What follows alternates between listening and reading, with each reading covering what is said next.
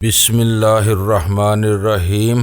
گمنام ہیرو کے معزز ناظرین، السلام علیکم۔ آئیے چلتے ہیں کہانی کی طرف۔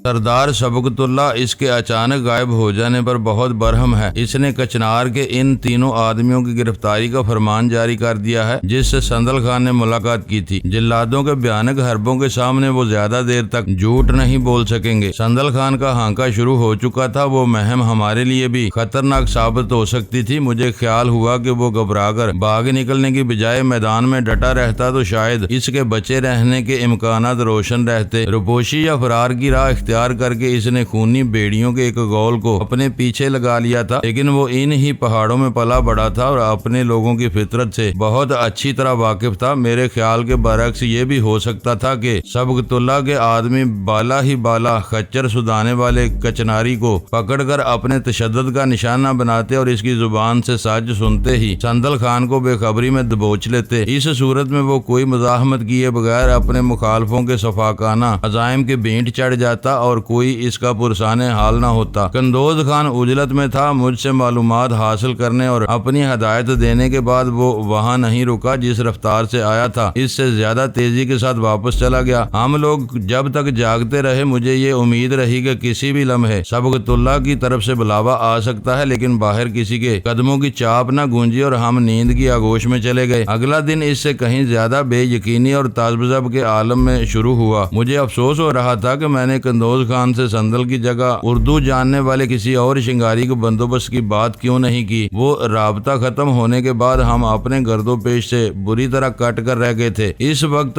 ہماری کوفت اور تشویش میں مزید اضافہ ہو گیا جب اس مہمان خانے کے کمروں میں بھی وحشت ناک چہروں اور بڑی بڑی پگڑیوں والے نیم مہذب شنگاری آنے لگے اور ان کی وجہ سے ہم اپنے کمرے میں محبوس ہو کر رہ گئے۔ شام ہونے تک باقیہ پانچوں کمرے آباد ہو چکے تھے اور حویلی کا وہ حصہ شنگاریوں کی اونچی اور نامانوس آوازوں کے ساتھ ہی وحشیانہ کہکہوں سے گونجنے لگا تھا۔ ان لوگوں کے آ جانے کی وجہ سے خدمتگار بہت زیادہ مصروف ہو گئے تھے، یا پھر وہ اپنے لوگوں کے آ جانے کے بعد ہمیں نظر انداز کر رہے تھے کیونکہ ان کی آمد و رفت کا سلسلہ بھی معدوم ہو چکا تھا۔ ان وحشیوں میں گر کر میں ایک لمحے کے لیے بھی نہیں سو سکوں گی، غزالہ نے شام کو خوفزدہ آواز میں کہا۔ ہر بستر کے ساتھ موجود شراب کی بوتل انہیں آپے سے باہر کر سکتی ہے۔ ہماری احتیاط کے باوجود انہیں معلوم ہو چکا ہوگا کہ اس کمرے میں دو شہری عورتیں بھی ہیں۔ ایسا نہ ہو کہ تجسس یا بدمستی سے مغلوب ہو کر کوئی رات میں یہاں گھس آئے۔ پتہ نہیں تم اتنی بودی کیوں بن رہی ہو، ویرا نے کاٹدار لہجے میں کہا۔ یہ لوگ ہمیں بھون کر نہیں کھا جائیں گے؟ تم یہ کیوں بھول رہی ہو کہ ہم چاروں بھی سردار کے معزز مہمان ہیں؟ یہ لوگ اپنے سردار کے مہمانوں کے ساتھ کسی بدسلوکی کی جرت نہیں کر سکیں گے۔ اس چھت کے نیچے یہ مسلح شنگاری بالکل بے ضرر ہیں۔ میں یہ کہنا چاہ رہی تھی کہ ہمیں اس مہمان خانے کے بجائے پرانے کمرے میں منتقل کر دیا جائے تو شاید ہم سکون سے رہ سکیں گے۔ غزالہ نے بے بسی کے ساتھ میری طرف دیکھتے ہوئے کہا۔ اول تو یہاں کوئی ایسا شخص نہیں ہے جس سے میں اس بارے میں بات کر سکوں۔ قندوز خان ابھی آ بھی جائے تو وہ اس بات کا برا مان سکتا ہے کہ ہم اس کے ہم وطنوں کو حقیر اور ناقابل برداشت سمجھتے ہیں۔ ان لوگوں کو اس مہمان خانے میں رکھا جا رہا ہے تو یہ ضرور اس وادی کے معززین میں شمار ہوتے ہوں گے۔ معززین؟ سلطان شاہ نے سر جھٹک کر زہر خند کے ساتھ کہا۔ تم نے ان معززین کا حال دیکھا؟ کپڑے میلے کچیلے اور شاید بدبودار ہیں، بڑے ہوئے ناخنوں میں میل بھرا ہوا ہے، اکھڑ لہجے میں اس طرح زور زور سے بول رہے ہیں جیسے ایک دوسرے کو گالیاں دے رہے ہوں۔ گالان میں رہنے والے ان سے بہت بہتر ہیں، چند روز میں تم ان سے بھی مانوس ہو جاؤ گے، میں نے مسکرا کر کہا۔ سندل خان کے ساتھ فرار ہونے کے امکانات ختم ہو چکے ہیں، اب ہم سبکت اللہ کی مرضی سے ہی یہ وادی چھوڑ سکیں گے۔ دعا کرو کہ ڈینی کی چہیتی جلد از جلد ان لوگوں کے ہاتھ آ جائے، ورنہ ہماری مٹی پلید ہو کر رہ جائے گی۔ ویرا نے غزالہ سے مخاطب ہو کر کہا۔ جنت گل کا دیدار کیے بغیر ہم یہاں سے نہیں جا سکیں گے۔ جنت گل؟ سلطان شاہ نے حسرت سے ایک گہرا سانس لے کر کہا۔ مجھے حیرت ہے کہ دنیا کی ہر عجیب لڑکی ڈینی ہی سے ٹکراتی ہے۔ لوگ خربوزے کو قابو میں کر کے چھری کا شکار بناتے ہیں، میں نے یہ کہیں نہیں دیکھا کہ کوئی خربوزہ خود لڑک کر چھری پر آ گرا ہو۔ دیکھو یہ کہانی کیا رنگ دکھاتی ہے۔ یہ تم سے ٹکرائی ہوئی ہے، میں نے خفت आमेज मुस्कुराहट के साथ वीरा की तरफ इशारा करके कहा, मेरा ख्याल है कि इससे ज्यादा अजीब लड़की रूए जमीन पर नहीं मिल सकेगी। ये भी तुम्हारे जरिए ही मेरे गले पड़ी है। सुल्तान शाह ने मुंह बनाकर बर्जिस्तगी से कहा और हम सब शिंगारियों की तरह बेसाख्ता हंस पड़े। चंद लम्हों के लिए फजा का बोझलपन दूर हो गया था। इस रात जब हम बिस्तरों पर दराज हो चुके थे तो कंदोज खान आ पहुंचा। मैंने बहुत तपाक से इसे खुश आमदीद कहा, लेकिन इसने जवाब में किसी गर्मजोशी का मुजाहरा नहीं किया और खामोशी से मेरे पास आ बैठा। क्या बात है, आज तुम उदास और परेशान नजर आ रहे हो? मैंने आहिस्तगी से पूछा। मैं अपनी परेशानियां बहुत जल्द इन लोगों को लौटा दूंगा जो इनका सबब बने हैं, इसने सर्द मोहरी से कहा। दोस्त बनकर दगा देने वाले खुले दुश्मनों से ज्यादा खतरनाक होते हैं। मैं इनको नहीं बख्शूंगा। तुम किस का जिक्र कर रहे हो? मैंने धड़कते हुए दिल के साथ पूछा। वक्त आने पर सब सामने आ जाएगा, इसने इसी बेअतनाई से जवाब दिया। इस वक्त मैं तुम्हारी खैर खबर लेने और ये बताने आया हूँ कि संदल खान शिंगारा वैली से किसी चोर की तरह भागते हुए पकड़ा गया। कचनार का खच्चरों वाला भी इस वक्त हमारे कैद खाने में है। वो जल्द ही सब कुछ उगल देंगे। इस बुरी खबर से मेरा दौराने खून यक बयक तेज हो गया, मगर मैंने बज़ाहिर पुरसुकून रहते हुए कहा, ये अच्छी बात है कि तुम्हारे मुजरम तुम्हारे कब्जे में आ गए। ये तुम्हारा अंदरूनी मामला है। मुझे सिर्फ इतनी सी फिक्र थी कि संदल खान के गायब हो जाने के बाद यहाँ उर्दू जानने वाला कोई नहीं है। तुम किसी और का बंदोबस्त कर दो तो बहुत मेहरबानी होगी। ये नामुमकिन है। मुझे इसका लहजा रूखा महसूस हुआ। उर्दू जानने वाले बाहर के कामों पर गए हुए हैं। गालान में सरदार के अलावा सिर्फ मैं तुम्हारी बोली जानता हूँ, इसीलिए यहाँ का चक्कर लगाने आया हूँ। तुम्हें खाने पीने की कोई शिकायत हो तो मुझे बताओ, मैं खिदमतगारों को समझा दूंगा। हमें हर तरह का आराम मैसर है। किसी मुकामी से बातचीत न होने की वजह से हम सब खुद को अकेला और अजनबी महसूस करने लगे हैं। तुम भी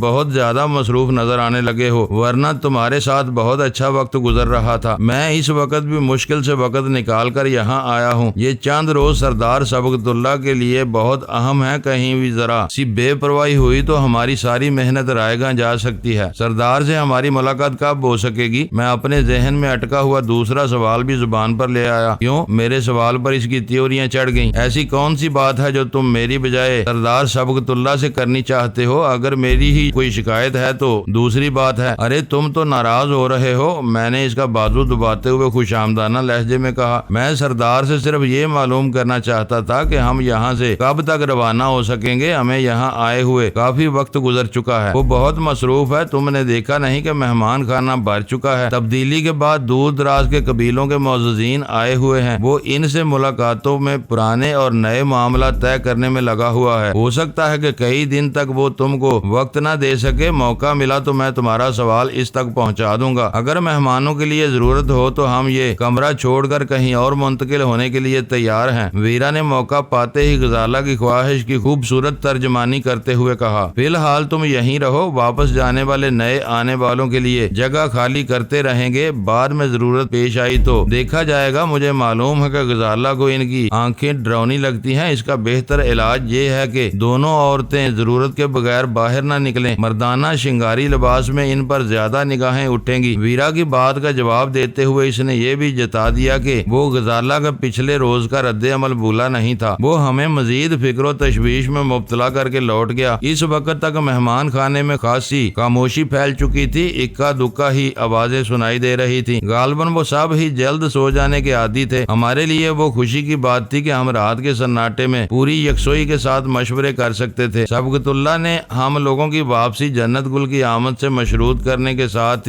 ये भी कहा था कि वो इस मामले को हर एक हाथा के कंदोज खान से भी पोशीदा रखना चाहता है। इसलिए मैं कंदोज खान से ये नहीं पूछ सका कि जन्नत गुल और इसके वालिदैन को गालान लाने के सिलसिले में क्या पेशरफ्त हुई थी। इस वक्त कंदोज खान हम लोगों से भड़का हुआ नजर आ रहा था। बातों बातों में सुल्तान शाह ने कहा, इसके रवैये में पहले जैसी गर्मजोशी और बेतकल्फी नहीं थी। वो सिर्फ अपने मतलब की बात कर रहा था। हो सकता है कि वो काम की ज्यादती के असरात हों। बगावत करना इतना मुश्किल नहीं होता जितना बाद के हालात को संभालना। मैंने जवाबन इन तीनों की तशवीश रफा करने के लिए बेपरवाही से कहा, संदल खान और खच्चरों वाले पर तशद्दुद हो रहा है। ये भी तो हो सकता है कि इनके मुंह से हमारे खिलाफ कोई बात निकल गई हो। इसकी बाज बातें जुमानी थी जो हम पर भी लागू हो सकती हैं। इन बातों पर बहुत ज्यादा सर खपाना बेसूद है। यहाँ हम सब ही उखली में सर दिए बैठे हैं। आगे जो कुछ होगा इसका मुकाबला करना ही होगा। हमें अपनी तवानाइयां आने वाले वक्त के लिए महफूज रखनी चाहिए। सुल्तान शाह مجھ سے الجھتا رہا وہ صورت حال سے اتنا بے خبر نہیں تھا جتنا خود کو ظاہر کرتا رہا تھا۔ میں اسے ٹالتا رہا۔ وہ رات ہمارے لیے پچھلی رات سے زیادہ باری تھی۔ تفکرات اپنی جگہ پر تھے۔ غزالہ بار بار چونک رہی تھی۔ غسل خانوں وغیرہ کی طرف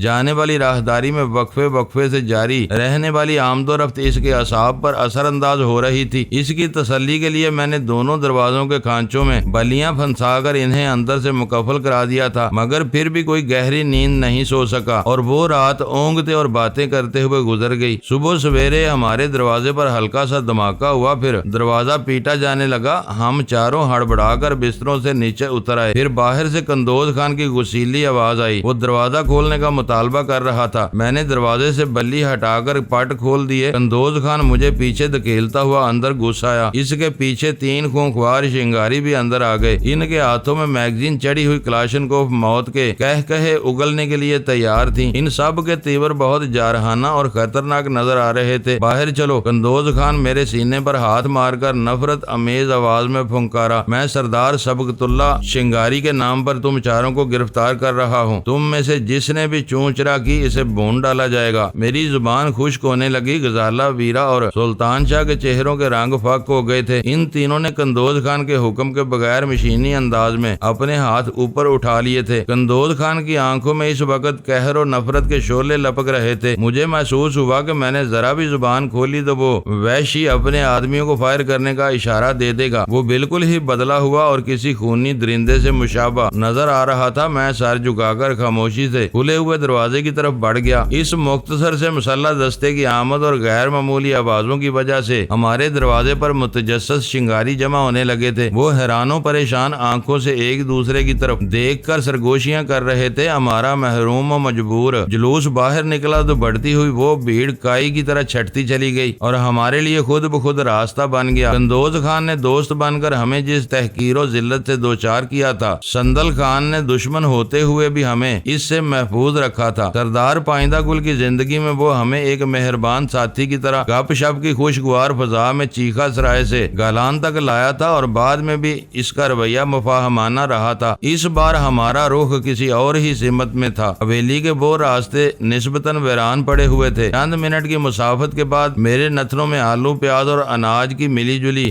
بو آئی۔ شاید وہیں کہیں غذائی اشیاء کو ذخیرہ کیا جاتا تھا۔ آخر کار ہم حویلی سے نکل کر کھلے آسمان کے نیچے پہنچ گئے۔ خود رو گھاس سے ڈھکے ہوئے اس میدان میں ہم ایک سائبان کے نیچے رک گئے۔ مسلح شنگاریوں نے زمین پر جمع ہوا مستہ چٹان کا ایک ٹکڑا ہٹایا اور زمین میں بے ہنگم سیڑھیاں نمودار ہو گئیں۔ جاؤ اب سردار سبقت اللہ کے سامنے پیشی تک، یہ زندان تمہارے مقدر ہے۔ قندوز خان داڑا۔ اس کی بات سے ظاہر ہو رہا تھا کہ وہ ہمیں اس زمین دوز قید خانے میں اتار کر خود رخصت ہونے کا ارادہ رکھتا ہے۔ اس لیے میں نے مڑ کر بہت عاجزی سے کہا، مگر ہمارا قصور تو بتا دو۔ قندوز خان نے مجھے مزید بولنے کی اجازت نہیں دی اور دانت پیس کر بولا، جاؤ اندر اترو گے تو تمہیں خود بخود سب کچھ معلوم ہو جائے گا۔ انجان بن کر اپنے سیاہ کرتوتوں پر پردہ ڈالنے کی کوشش مت کرو۔ ہم چاروں بے زبان بھیڑوں کی ایک قطار کی صورت میں ان ناہموار سیڑھیوں سے نیچے اترنے لگے۔ آخری فرد کے اترنے کے بعد اس تہہ خانے کا دانہ بند کر دیا گیا۔ مجھے ڈر تھا کہ دانہ بند ہوتے ہی اندر گور اندھیرا پھیل جائے گا، مگر آگے ہلکی سی روشنی پھیلی ہوئی تھی جس کا مخرج ہمارے سامنے نہیں تھا۔ سیڑھیوں کا اختتام صندوق نما ایک کمرے میں ہوا۔ پہاڑ کے سینے میں تراشا ہوا وہ کمرہ 20 فٹ لمبا اور تقریباً اتنا ہی چوڑا تھا۔ اس کی چھت میں ہوا اور روشنی کے لیے ایک کھڑکی بنی ہوئی تھی جو ایک سرنگ کی طرح چھوٹی موٹی چھت سے گزر کر شاید صاحبان کے نیچے ہی کھلتی تھی۔ اس ہوادان کے اوپری حصے پر مضبوط چوبی رکاوٹیں لگی ہوئی تھیں۔ ایک طرف کوئی دیو ہیکل انسانی وجود بے حس و حرکت پڑا ہوا تھا۔ یوں محسوس ہوا جیسے اس قید خانے کے کسی گوشے میں کچھ سانپ پھنکارا ہو۔ میں سرت سے اس آواز کی طرف گھوما تو اندھیرے میں 2 انسانی ہیولے گٹھڑیوں کی طرح سکڑے اور سمٹے ہوئے نظر آئے۔ وہ بالکل کونے سے لگے ہوئے بیٹھے تھے۔ ارے یہ تو سندل خان ہے۔ ویرا کی خوف اور تحیر میں ڈوبی ہوئی آواز نے مجھے چونکا دیا۔ وہ زمین پر ساکت پڑے ہوئے انسان کے سرانے کھڑی ہوئی تھی۔ میں فوراً اس کے قریب پہنچ گیا۔ اس کا لباس تار تار تھا اور پورا بدن خون میں ڈوبا ہوا تھا۔ اس پر وحشیانہ تشدد سے اس کی ایک آنکھ ضائع ہو چکی تھی، دوسری خراب حالت مگر بند کی ہوئی تھی۔ وہ کسی لاش کی طرح ساکت تھا۔ اس کی دونوں ٹانگیں غیر فطری انداز میں ایک دوسرے سے کافی فاصلے پر تھیں۔ وہ ویرا کو پسند کرتا تھا، اسے ایسی ابتر حالت میں دیکھ کر ویرا دل میں ہمدردی کے جذبات امڈ آئے اور اس نے نیچے بیٹھ کر اس کے بائیں پہلو پر ہاتھ رکھ دیا۔ اس کے دل کی دھڑکن محسوس کر کے وہ پرجوش آواز میں بولی، یہ زندہ ہے مگر بے ہوش ہے، خدا کی پناہ، ان درندوں نے اس کا قیمہ بنا کر رکھ دیا ہے۔ سندل خان نے بدن پر بھی زخموں کے متعدد نشان موجود تھے، اس کی دونوں کلائیوں اور پنڈلیوں پر بہت زیادہ ورم آیا ہوا تھا۔ اس کی زبان کھلوانے کے لیے اس پر تشدد کی انتہا کر دی گئی تھی، وہ اس عقوبت کو نہیں سہ سکا تھا۔ اس نے اعتراف کر لیے اور اسی وجہ سے ہم کو اس کے پاس پہنچا دیا گیا تھا۔ اس کی حالت دیکھ کر میرا دل خراب ہونے لگا۔ چیخا سرائے سے گالان تک وہ ہمارا دشمن بھی رہا اور پھر دوست بھی بنا، مگر اس نے ہمیں کبھی کسی شکایت کا موقع نہیں دیا۔ اس کے دونوں روپ عزت کیے جانے کے قابل تھے۔ تحمل اور رواداری سے مالا مال اس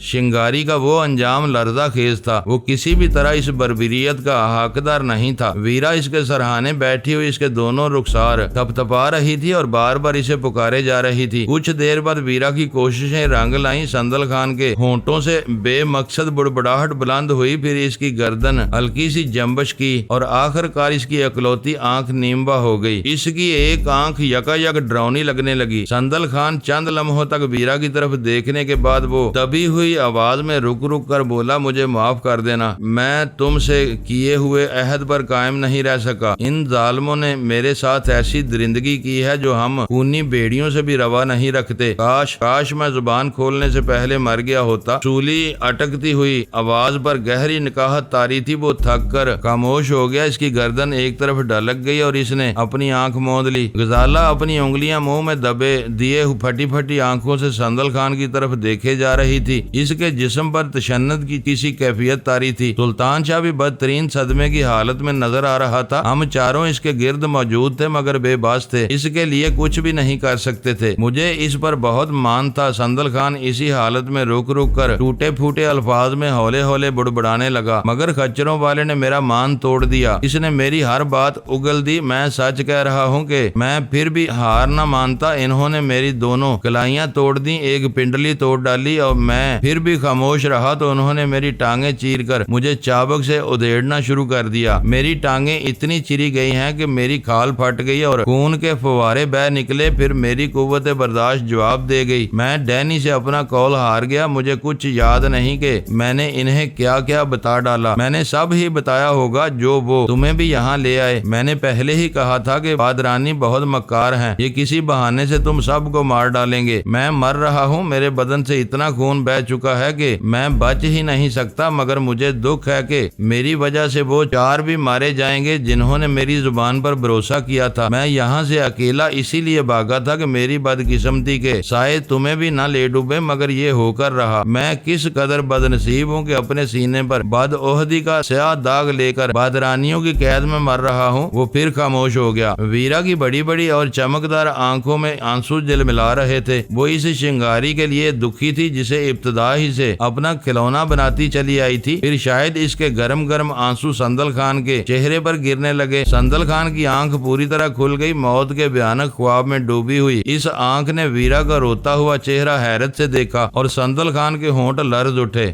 آنسو فرزانہ! پھر اس کی گردن کو ایک سخت جھٹکا لگا اور وہ آنکھ وہیں پتھرا گئی۔ سندل خان مر چکا تھا۔ شاید اسے اطمینان ہو گیا تھا کہ اس کی لاش پر کوئی رونے والا بھی موجود تھا۔ سلطان شاہ نے جھک کر اس کی پتھرائی ہوئی آنکھ بند کی تو ویرا ضبط نہ کر سکی اور بلک کر رو پڑی۔ میں نے اتنی مدت میں اسے پہلی بار روتے ہوئے دیکھا تھا۔ وہ سندل خان سے زیادہ بھیانک لاشیں دیکھ کر کبھی متاثر نہیں ہوئی تھی، مگر اس وقت رو رہی تھی۔ کیا مر گیا؟ ویرا کے رونے پر قید خانے کے تاریک گوشے سے ٹوٹی پھوٹی اردو میں ایک سہمی ہوئی مردانہ آواز ابری۔ ہم سب ہی ایک لمحے کے لیے سندل خان کا کرب بھول کر ادھر متوجہ ہو گئے۔ ہمارے لیے یہ بات حیران کن تھی کہ اس زندان میں ہمارے علاوہ بھی کوئی اور قیدی اردو سے واقف تھا۔ ہاں، مر گیا، میں نے لہجہ بر بعد اس کے سوال کا جواب دیتے ہوئے پوچھا۔ مگر تم کون ہو؟ زیغم خان۔ خوف زدہ آواز میں آنے والی اس جواب نے میرے اعصاب کو ہلا کر رکھ دیا۔ وہ کہہ رہا تھا، ادھر آؤ، شاید دہشت سے یہ عورت بھی بے ہوش ہو گئی ہے، مجھے مدد کی ضرورت ہے۔ ان ٹوٹے پھوٹے فکروں نے میرے وجود میں ہلچل مچا دی۔ شاید جنت گل بھی وہیں موجود تھی۔ سندل خان جب اپنے سانسوں کی ٹوٹتی ہوئی لڑی کو سنبھالنے کی جان گسل جدوجہد میں الجھا ہوا تھا اور اسے مدد کی شدید ضرورت تھی، اس وقت ہم اس کے لیے کچھ بھی نہیں کر سکے تھے، بس اس کی ہمدردی میں اس کے گرد جمع ہو کر اپنے تجسس کی پیاس بجھاتے اور اس کے مرنے کا تماشا دیکھتے رہے۔ اس وقت اس کی بے جان لاش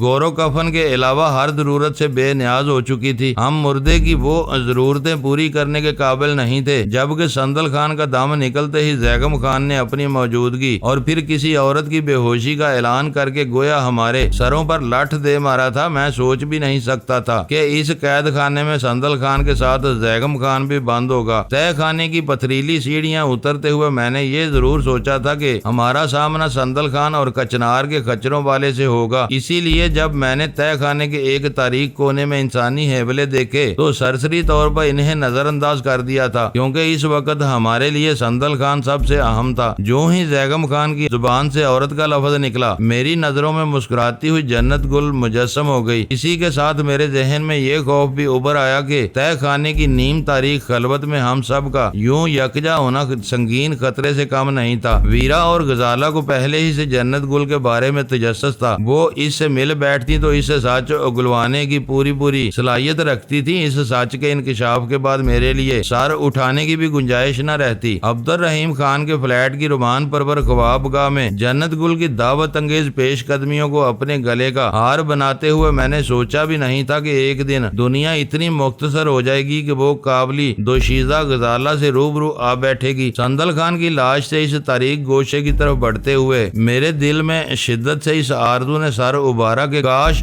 بے ہوش ہونے والی عورت جنت گل نہ ہو۔ شاید یہ میرے دل کی گہرائیوں سے نکلی ہوئی اس آرزو کا کرشمہ تھا کہ جب میں اس کونے میں پہنچا تو وہاں مرد کے کندھے سے لگی ہوئی ایک باری عورت ساکت بیٹھی ہوئی تھی جو جنت گل ہو ہی نہیں سکتی تھی۔ اس پر پہلی نظر ڈالتے ہی میرے دل میں اطمینان کی لہر دوڑ گئی۔ اس نیم تاریک بدبودار اور سیلن زدہ قید خانے میں بیگم اور ایک عورت کی موجودگی کے انکشاف نے ان تینوں کو میرے پیچھے آنے پر مجبور کر دیا تھا اور ہم چاروں ہی ایک ساتھ جوڑے تک پہنچ گئے۔ مرد قد آور اور جسیم تھا، بیٹھا ہوا ہونے کے باوجود اس پرشکوہ شخصیت نمایاں ہو رہی تھی۔ اس کے پکے بال انگریزی میں کٹے ہوئے تھے اور چہرہ داڑھی مونچھوں سے بے نیاز تھا۔ گل کی کہانی درمیان میں حائل نہ ہوتی تو اسے آسانی سے جنت کا باپ سمجھا جا سکتا تھا۔ اس کے شانے سے لگی ہوئی بے سہارا عورت قدرے پستہ قامت اور فرب ہی مائل تھی۔ اس کے لمبے بال اس کے شانوں اور سینے پر بے ترتیبی سے بکھرے ہوئے تھے، لیکن ناکافی روشنی کی وجہ سے ان دونوں کے خد و خال واضح نہیں ہو رہے تھے۔ یہ عورت کون ہے؟ اپنی فطری تجسس سے مجبور ہو کر سوال غزالہ نے کیا تھا۔ میری بیوی بیگم خان نے بے بسی سے کہا۔ وہ لوگ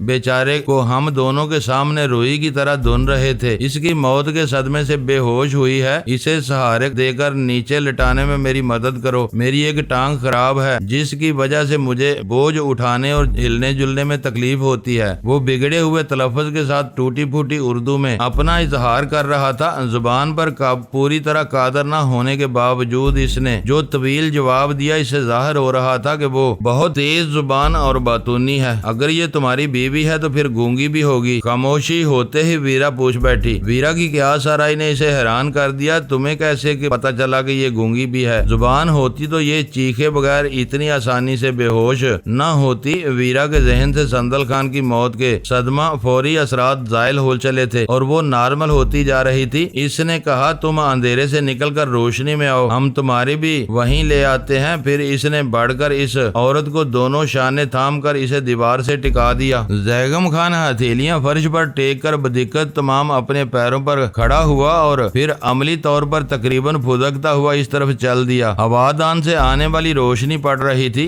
ویرا سلطان شاہ کو ساتھ مل کر اس عورت کو بھی روشنی میں لے آئی۔ وہ جگہ خان کی لاش سے بہت قریب تھی۔ روشنی میں سامنے آنے کے بعد عورت کے چہرے پر ڈرے ہوئے نقوش ماضی کی کسی حسین و جمیل دوشیزہ کا سراغ دے رہے تھے۔ اگر سردار پائندہ گل اپنے عالم شباب میں بیگم کے ایما پر اس کی طرف مائل ہو گیا تھا تو اس میں اسے بہت زیادہ قصوروار نہیں گردانا جا سکتا تھا۔ حسین عورت کسی پہاڑی کی طرح ہوتی ہے جہاں سارے مرد آب و رواں کی طرح اس طرف سے بیگ بہ کر چلے آتے ہیں۔ گھاٹی سیراب ہو تو وہاں رک جانے والا پانی دوسری ڈلانوں پر بہ نکلتا ہے۔ ایسا نہیں ہوتا کہ نشیب شرف قبولیت نہ ملنے پر پانی دوبارہ اپنے منبع کی طرف سفر شروع کر دے۔ اس کا سفر نشیب ہی کی طرف رہتا ہے جہاں جا بجا جوہڑ ندی نالے اور کھیت کھلیان اسے قبول کرتے رہتے ہیں۔ دونوں عورتیں بیگم کی بیوی کو ہوش میں لانے کی تدبیریں کرنے لگیں اور میں دوبارہ سندل خان کی لاش کے پاس پہنچ گیا۔ زیغم خان اپنے متاسفانہ چہرے کے ساتھ پہلے سے موجود تم یہاں کیسے پہنچے؟ میں نے اس سے پوچھا۔ سنا ہے کہ تم کابل میں ہوا کرتے تھے۔ میں حیران ہوں کہ تم لوگ میرے بارے میں اتنا کچھ جانتے ہو جبکہ میں تمہارے بارے میں کچھ نہیں جانتا۔ اس نے اپنی عقل کے مطابق لمبی بات چھیڑ دی۔ میں کابلی ہی ہوں۔ کل یا پرسوں رات کو اپنے گھر میں سویا ہوا تھا، سب کچھ سوتے ہی ہو گیا۔ رات آنکھ کھلی تو ہم دونوں یہاں بند تھے اور اسے مار پڑ رہی تھی۔ ابھی تک کسی نے مجھ سے کوئی بات کرنے کی ضرورت ہی محسوس نہیں سمجھی۔ پتہ نہیں ہم کتنی دیر یا دنوں تک مسلسل بے ہوش رہے۔ میں نے دل ہی دل میں سوچا کہ اپنے حریفوں کو بے ہوش کر کے خاموشی سے اپنے ٹھکانوں پر لے آنا شنگاریوں کا محبوب مشغلہ تھا۔ میں نے سوال کیا، تمہیں علم ہے کہ تم اب کہاں اور کن لوگوں کے درمیان ہو؟ جگہ کا اندازہ نہیں، لیکن یہ شنگاری معلوم ہوتے ہیں۔ میں ان کو جانتا ہوں۔ مجھے اس کے کہے بغیر ہی سمجھ لینا چاہیے تھا کہ وہ پائندہ گل کا پرانا دوست رہ چکا تھا، اس لیے اسے شنگاری زبان سے کچھ نہ کچھ واقفیت ضرور ہونی چاہیے تھی۔ میں نے اس سے کہا، اس تہ خانے میں باہر کوئی نہ کوئی محافظ ضرور ہوگا۔ تم ہوادان کے نیچے سے چیخ کر اسے اپنی طرف متوجہ کر کے اس قیدی کی موت کی خبر دے دو۔ تم ٹھیک کہہ رہے ہو، وہ جلدی سے بولا۔ مردے کی موجودگی کی اطلاع ملنے پر وہ فوراً یہاں آئیں گے۔ یہ لوگ توہم پرست ہیں، فوراً مردے کا پیٹ چیر کر اس کی علائشیں ضائع کر دیں گے۔ انہیں یقین ہے کہ کوئی مردہ پورے دوپہر تک جوں کا توں پڑا رہے تو اس کے پیٹ میں بدروہیں گھس جاتی ہیں اور پوری بستی عطاب میں آ جاتی ہے۔ تم بولتے بہت ہو، میں نے اسے گھورتے ہوئے کہا۔ جو کچھ میں نے کہا ہے اس پر عمل کرو۔ یہ فضول باتیں بعد میں بھی کی جا سکتی ہیں، پتہ نہیں ہمیں کب تک یہاں رہنا پڑے۔ وہ پھدکتا ہوا ہوادان کے نیچے پہنچ گیا۔ اس کی دوسری آواز پر ہی اوپر سے ایک شنگاری کا چہرہ جھانکنے لگا۔ دونوں میں مختصر سے مذاکرات ہوئے اور شنگاری وہاں سے غائب ہو گیا۔ اس کی بیوی اس اثنا میں ہوش میں آ چکی تھی۔ اسے قوت گویائی سے محروم کر دیا گیا تھا، مگر آنکھوں سے خوف و دہشت کا نمایاں اظہار ہو رہا تھا۔ اس کی خوف سے ابلتی ہوئی آنکھیں سندل خان کی لاش پر جمی ہوئی تھی۔ ڈرو نہیں، غزالہ نے اس مظلوم عورت کو تسلی دیتے ہوئے کہا۔ ہم قید ضرور ہیں لیکن فی الحال ہمیں زیادہ خطرہ نہیں ہے۔ ویسے بھی ہماری تعداد 6 ہو گئی ہے، تم میری بات سمجھ رہی ہو نا؟ گونگی نے اس بات میں سر ہلایا۔ اسی کے ساتھ اس کے شوہر کی زبان چل پڑی۔ گوہر جان اردو اور پشتو اچھی طرح سمجھ لیتی ہے، مگر میری طرح شنگاری بولی نہیں سمجھ سکتی۔ زبان غائب ہونے کی وجہ سے یہ بول نہیں سکتی۔ ہم میں سے کسی کے کچھ کہنے سے پہلے گوہر جان نے اپنا پورا دانہ کھول دیا۔ ہم سب ہی اس کی المناک کہانی سے واقف تھے، اس لیے میں بھی اس کے کھلے ہوئے دانے میں جھانکنے کی خواہش پر قابو نہ رکھ سکا۔ اس کے دانتوں کے پیچھے ایک بھیانک خلا تھا، بس حلق کی جڑ میں ایک لوتھڑا سا ہل رہا تھا۔ اس عورت کو دلاسا دینے کے بعد اس کے شوہر کے حوالے کر دیا گیا۔ اس اثنا میں 3 مسلح شنگاری تہ خانے میں اتر آئے اور خاموشی کے ساتھ سندل خان کی خون آلود لاش کو اٹھا کر لے جانے لگے۔ اس موقع پر بھی زیغم خان اپنی زبان کی خارش پر قابو نہ رکھ سکا۔ اس نے ان کو مخاطب کر کے کچھ کہنے کی کوشش کی لیکن اسے بری طرح دھتکار دیا گیا۔ جواب میں کہی جانے والی بات ہماری سمجھ میں نہیں آئی تھی، لیکن جوابی لب و لہجے اور زیغم خان کے خائفانہ رد عمل نے پوری صورتحال واضح کر دی تھی۔ وہ کسی خوفزدہ چوہے کی طرح دبک کر بیٹھ گیا تھا۔ وہ تینوں لاش لے کر چلے گئے، دانہ بند کر دیا گیا، مگر سندل خان کے جسم سے بہنے والے خون کے بڑے بڑے لوتھڑے وہیں فرش پر جمے رہ گئے تھے۔ چند گھنٹوں بعد ان لوتھڑوں سے پیدا ہونے والا طوفان ناقابل برداشت ہو سکتا تھا۔ زیغم خان اور گوہر جان کی اردو فہمی کی وجہ سے ہم کھل کر باتیں نہیں کر پا رہے تھے، اس لیے میں اپنے ساتھیوں کو ان دونوں سے بعید ترین گوشے میں لے گیا۔ وہاں بیٹھتے ہی ویرا نے 2 سگریٹیں سلگا کر ایک میری طرف بڑھا دی۔ معزز ناظرین، لائک کریں، شیئر کریں اور کمنٹس باکس میں پاک آرمی زندہ باد، پاکستان پائندہ باد کا نعرہ ضرور درج کر کے اپنے ملک پر فخر کریں اور پاکستان کی بنیادیں مضبوط کرنے میں اپنا کردار ادا کریں۔ ویڈیو دیکھنے کا شکریہ۔ معزز ناظرین، اپنا خیال رکھیے گا اور ہمارے چینل کا بھی۔ ISI پاک آرمی زندہ باد، پاکستان پائندہ باد۔